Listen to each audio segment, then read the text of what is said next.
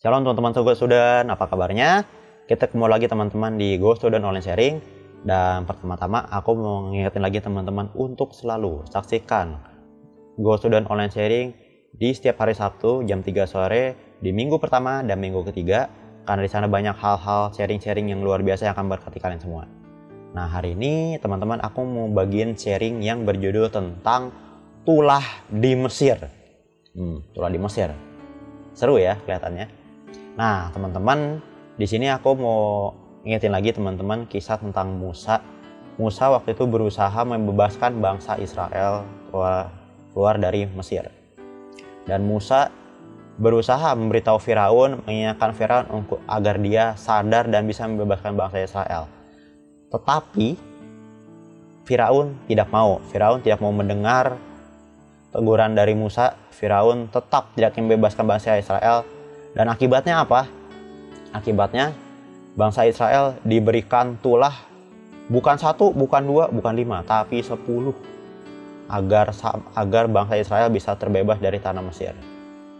Itu karena Firaun tidak mau mendengarkan Musa, tidak mau sadar.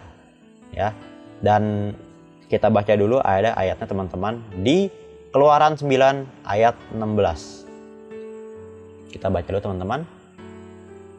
Tapi inilah sebabnya aku membiarkan engkau hidup, yaitu supaya memperlihatkan kepadamu kekuatanku, dan supaya namaku dimasyhurkan di seluruh bumi. Nah, teman-teman, di sini Firaun sengaja dibiarkan hidup agar semua orang tahu kuasa Tuhan ya. Jadi Tuhan tuh berkuasa di seluruh bumi ini. Bahkan yang mungkin setiap hal ya yang kelihatannya berat itu, tapi bisa jadi alat tuh kebesaran kuasa Tuhan. Nah, teman-teman, di sini apa sih yang mau Tuhan tunjukkan lewat tulah-tulah di Mesir ini? Nah, di sini ada 3 hal yang mau aku kasih tahu. Kenapa Tuhan berikan tulah? Pertama, Tuhan itu menunjukkan bahwa Tuhan itu berkuasa atas segala hal. Nah, jadi teman-teman, dari 10 tulah yang dikeluarkan itu, semua tulah-tulah itu menyerang dewa-dewa Mesir. Contohnya air menjadi darah, itu menunjukkan bahwa Tuhan itu lebih besar dari dewa atas sungai Nil itu sendiri. Lalu tulah katak, ada tulah lalat, belalang, dan ada gelap gulita. Tulah itu menunjukkan bahwa Tuhan berkuasa atas dewa-dewa Mesir yang berkaitan dengan mereka semua.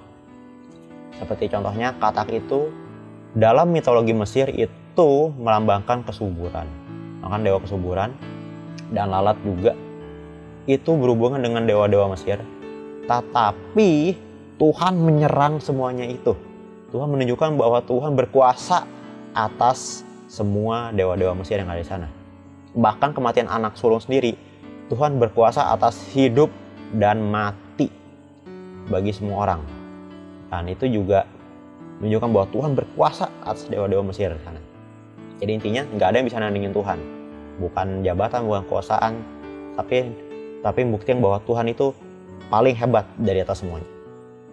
Lalu kedua, tulah itu menunjukkan bahwa Tuhan itu sabar, tapi tetap adil. Karena sebelum ada tulah-tulah itu, Tuhan itu berusaha memberikan peringatan kepada Musa. Musa berusaha mengingatkan Firaun, tetapi ya Firaunnya tetap keras hati dan akibatnya muncullah tulah.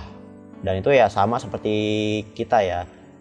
Tuhan tuh ketika kita ditegur, Tuhan tuh berusaha kasih tanda lewat kita, menegur kita. Tetapi ketika kita tetap keras hati, ketika kita tetap ngotot, kita tidak mau mendengarkan Tuhan, ya ada konsekuensinya. Itu bukan karena Tuhan kejam, tapi Tuhan itu ingin kita berubah, teman-teman. Dan yang ketiga, tulah itu ada, itu sebagai tanda kasih Tuhan untuk membebaskan umatnya. Ya, tujuan tulah-tulah itu bukan untuk menghancurkan Mesir, tapi untuk membebaskan bangsa Israel. Jadi di balik setiap kesulitan kita, Tuhan tuh sedang menyiapkan pembebasan bagi kita. Ya, jadi terkadang ya mungkin kita harus lewat tulah dulu ya untuk bisa keluar dari Mesir versi kita. Ya, entah apapun itu, entah dosa kita, kebiasaan buruk kita, atau hubungan kita yang gak sehat. Itu dia, harus ada biasanya lewat ada tulah dulu baru bisa keluar dari Mesir kita. Nah, jadi intinya apa dari semua ini? Ada 3 hal yang mau aku sampaikan sekali lagi. Ada 3 hal. Intinya adalah kita tidak boleh keras hati seperti Firaun, teman-teman. Jadi ketika Tuhan ingetin kita dengerin, kita terima, dan kita berubah. Jadi kita tidak boleh keras hati ketika Tuhan tegur kita. Yang kedua, tetap percaya Tuhan itu tetap pegang kendali atas hidup kita.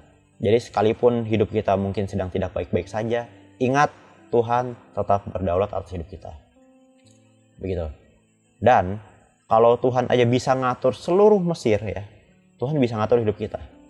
Itu dia. Dan ketiga, Tuhan itu ingin membebaskan, bukan menghukum ya. Tujuan Tuhan melakukan segala hal, mungkin jika ada masalah dalam hidup kita, itu bukan untuk menghukum kita, bukan untuk menjatuhkan kita, tapi untuk membebaskan kita dari dosa atau dari kebiasaan buruk kita. Ya. Jadi sama seperti bangsa Israel, Tuhan tuh mau kita keluar dari Mesir dalam hidup kita ya. Jadi sekarang apa Mesir yang masih menahan kalian hari ini?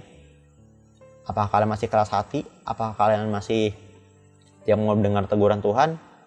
Ayo teman-teman, ingat, dengarkan teguran Tuhan, dengarkan apapun Tuhan yang berikan teguran kepada kalian agar kalian bisa terbebas dari Mesir dalam hidup kalian. Jangan sampai ada tulah yang tiba-tiba masuk dalam hidup kalian karena kalian keras hati. Itu aja teman-teman sharing yang aku bagian hari ini. Semoga sharing aku bisa memberkati kalian. Terima kasih semuanya. God bless you.